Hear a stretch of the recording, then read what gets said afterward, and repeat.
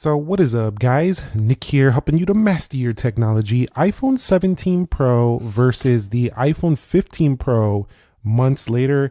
Is it still worth it to upgrade the 15 Pro to the 17 Pro here in 2026?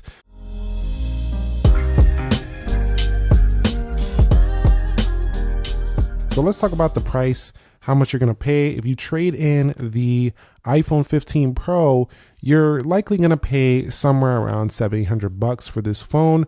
So you're going to pay, you're not getting a massive amount for this device, but you are getting a pretty healthy one nonetheless. So you will pay much less. Does that make it a bit more worth it? I'd say yes.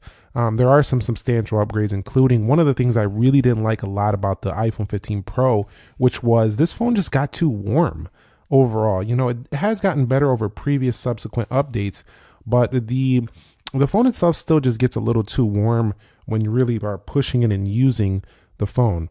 Build and design wise though, I still like the 15 Pro more. So to me, with the titanium, it just looks better. It actually feels a little bit nicer in the hand as well, in terms of premium. But when we talk about the actual feel and hand ergonomically, the iPhone 17 Pro is a runaway hit with its unibody construction, soft aluminum corners.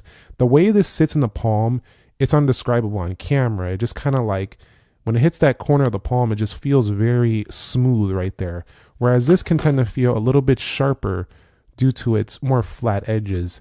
Generally, it doesn't feel quite as nice. It digs a little bit more into the palm. It's just something ergonomically. But titanium-wise, though, to me, it's a durable material, more durable than the aluminum on the iPhone 17 Pro. So if you're in any type of work or field where, you know, you drop your phone a lot, or you just drop your phone a lot in general, and you have a 15 Pro, I'd probably stick with that for a little while, as this one actually can get dense. The only reason mine looks so dang pretty is because I tend to keep it in a case, and I don't like to drop phones too much because I'm trying to keep them looking good for camera. But I've seen multiple reports of these kind of getting little dents on them and stuff like that. So 17 Pro, if you like the look, it's fine and all. And the silver, it looks really nice as well. But when it comes to pure durability, I'd probably still stick with the iPhone 15 Pro. It's that good. When it comes to the displays, I don't know if I would do the upgrade if you have an iPhone 15 Pro. It really isn't that much of an upgrade. It does have the brightness, you know, upgrade. So if you do outdoor activities a lot, you will notice it. The bezels are noticeably better on the iPhone 17 Pro, but the real upgrade is just it's like 0.2 inches bigger. Does it make a difference?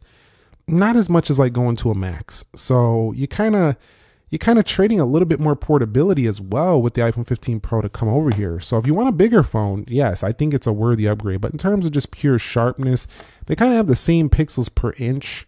When you look close at text, it kind of looks exactly the same.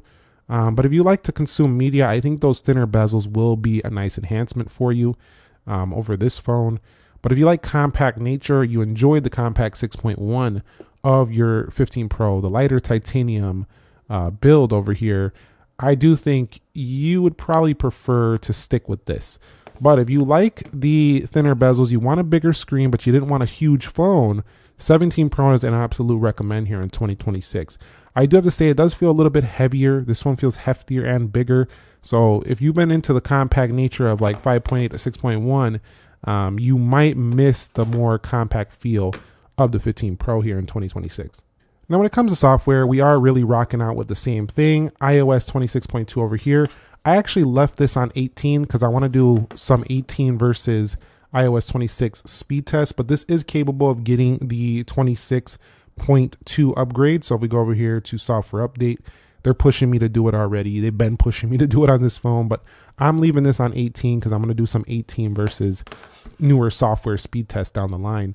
That's why I'm on that there, but you do have essentially the same features on both phones, especially if you upgrade that to 26.2. They both get the same update frequency. They both are running iOS and they do it very well. So the bottom line is this: if you're expecting a smoother software experience, you probably will get a little bit more reliable software experience on the 17 Pro because you have more RAM, 4 gigs more. So I do think you're going to get a little bit more power use out of it. But you got to be that person doing that. I ask yourself, are you doing the complex tasks, the power use tasks that I'm talking about here, or are you not? You know yourself. And if you're not going to really notice an upgrade. If you are, you probably will notice that this phone could sustain its performance longer, especially in gaming, multitasking, heavier usage than this phone, which tends to get kind of warm. But the 15 Pro really never lagged up too much on me, but I did find a few more stutters on it than this phone. I also found the 15 Pro very rarely, but more frequently dimmed its display under just to keep the phone safe under heat. This one has never done that yet. So if you're looking for that total package and performance, I think it's worth the upgrade. Now, one area, I'm not even gonna flip the 15 Pro around for this because it's not even necessary. One area where this phone just absolutely annihilates this phone is battery. There is no comparison here. This phone destroys the 15 Pro in battery life. It lasts significantly longer. I'm talking to the tune of about 2 hours longer per day. That is substantial in daily use. So if you're looking for an increased battery, which why wouldn't you be when you're looking for a new phone? Of course, you're going to want more battery. The 17 Pro, there's no doubt about it. It is just much better battery life. It does have actually a bigger battery, but because of the efficiency of the A19 Pro chip and the thermal efficiency, the vapor chamber allowing that heat to disperse, it doesn't eat as much as your battery. So better heat, better efficiency, bigger cell, newer software, more efficient. You combine all these factors and you expected a longer battery, but not every year Apple does actually give you a better battery. This time you actually do get one. So this is a serious upgrade in battery. Now, if you want a more serious upgrade in battery, go ahead and consider the 17 Pro Max. That beats both of these handily. But if you're looking for a good battery upgrade, you don't want to go to the massive size. This is one area I would say 100% trade that 15 Pro and upgrade. And yes, months later, now that the dust is settled, I would still trade for camera. There's no camera control button over here. So if you really like to take a lot of photos, the 17 Pro has much farther zooming, like much farther zooming. So it feels like a true Pro in a smaller size. And, you know, a lot of people actually want to see the competitor, Samsung, bring a Pro level smaller S line because of a phone like this. That's one of the reasons why a lot of people still go with Apple, is because they offer a smaller phone that still is Pro, giving you the same log, giving you the same zoom, giving you the same video as the top level, the bigger phone, which is a really nice touch. I think Pixel has a smaller Pro as well on their Pixel 10 Pro, but you know, you have the ultra wide over here on the front, huge upgrade on the front facing camera, but really it's the zoom in that front facing camera, better slow-mo, the iPhone and camera control. This iPhone right here, the 15 Pro, let's go over here. We take a photo, 3X, topped out at 15. What is this? 15. Remember, if you remember correctly, Apple didn't put the 25 times zoom like they put on the 15 Pro Max. So this zoom is weak sauce compared to the zoom camera on the 17 Pro, which also has a triple 48. So these also don't all match up on the rear. One of them is a 48 and the others aren't. You can also do really good video on here, and don't get it twisted. The 15 Pro can still do Pro level things, and you would have to take advantage of that zoom, but it still has that closer front facing camera. It feels pretty old now at this point. Feels like any other phone camera on the front. So everything about the camera, I probably would go with the 17 Pro. I think that is actually worth your money if you use it a lot. If you don't, oh well. Is the 15 Pro fine for now? Absolutely. Do you have to do the upgrade? No. It's not like it's 100 times zoom, but you know, it's still 40 versus 15. That is 3 times better, basically. So yeah, I would 100% go for it for camera. Believe it or not, this is an area a lot of people don't talk about, but I would actually do this upgrade as well if you do take a lot of phone calls, or you do a lot of you need a lot of really reliable network connectivity. The 15 Pro was solid, but 17 Pro is better and faster in these areas of reliability for 5G, Wi-Fi performance, speed. Even phone calls are a little bit louder with its louder speakers. So yeah, the 17 Pro is actually an upgrade as a phone, believe it or not. So I definitely would say go for it there as well. That's a certain thing. Now you are going to pay more though, because they do have, they start at the higher storage tiers. So they do cost more, but you'll probably be able to resell it more as well later.